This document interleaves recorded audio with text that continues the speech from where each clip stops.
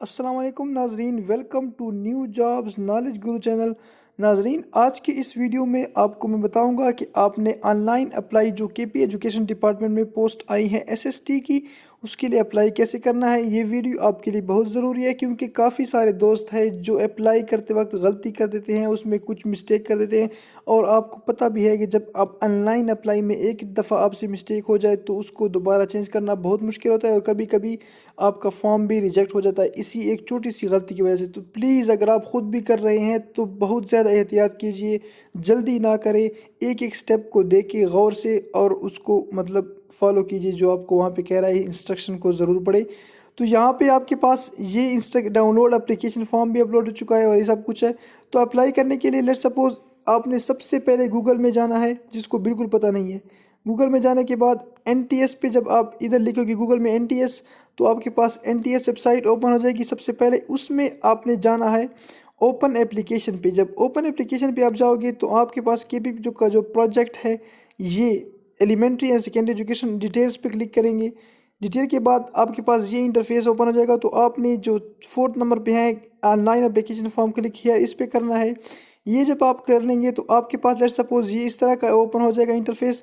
تو یہاں پہ آپ نے CNSE دینا ہے اپنا، اس کے بعد آپ نے پوسٹ سلیکٹ کرنی ہے، جیسے میں نے یہاں پہ پوسٹ سلیکٹ کیا ہے، لیٹ سپوز یہ آپ کی میتھ فزکس کے لیے کرنا ہے، اور یہاں پہ آپ نے پاسورڈ دینا ہے، تو یہ سائن اپ آپ نے کرنا ہے۔ جیسے ہی آپ سائن اپ کریں گے تو آپ کے پاس یہ ہوگا، جیسے میں نے پہلے سائن اپ کیا ہوا ہے تو یہاں پہ میں نے لاگ ان کرنا ہے کیونکہ میرے پاس پہلے ہے۔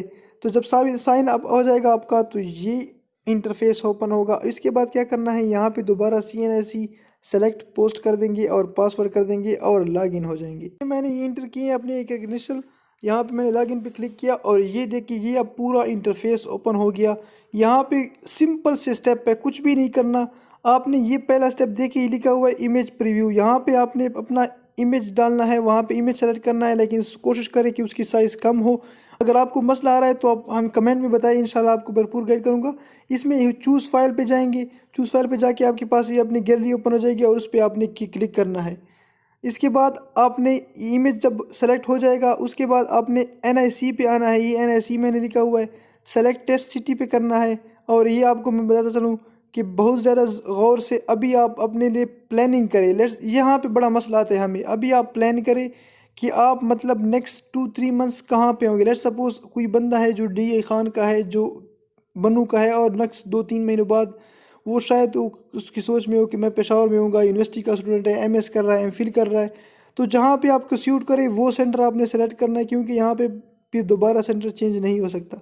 اس کے بعد یہ نیم لکھنا ہے، یہاں پہ نیم کے بعد یہ فادر نیم، اس کے بعد ڈیٹ آف برتھ۔ ریلیجن پہ کلک کریں گے تو آپ نے یہاں پہ ریلیجن اپنا اسلام جو ہے آپ کا ریلیجن ہے وہ کر دیں گے۔ سلیکٹ جینڈر میں آپ نے اپنا جینڈر سلیکٹ کرنا ہے، ڈومیسائل جو آپ کا ہے، پوسٹل سٹی، یہ ایڈریس آپ نے صحیح طرح سے لکھنا ہے دونوں جگہ پہ، یہ اور یہ، تاکہ کوئی بھی آپ سے وہ ہو۔ اس کے بعد یہ جو مین سٹیپ ہے آپ کا موبائل نمبر، یہ کنورٹڈ نمبر نہیں لکھنا۔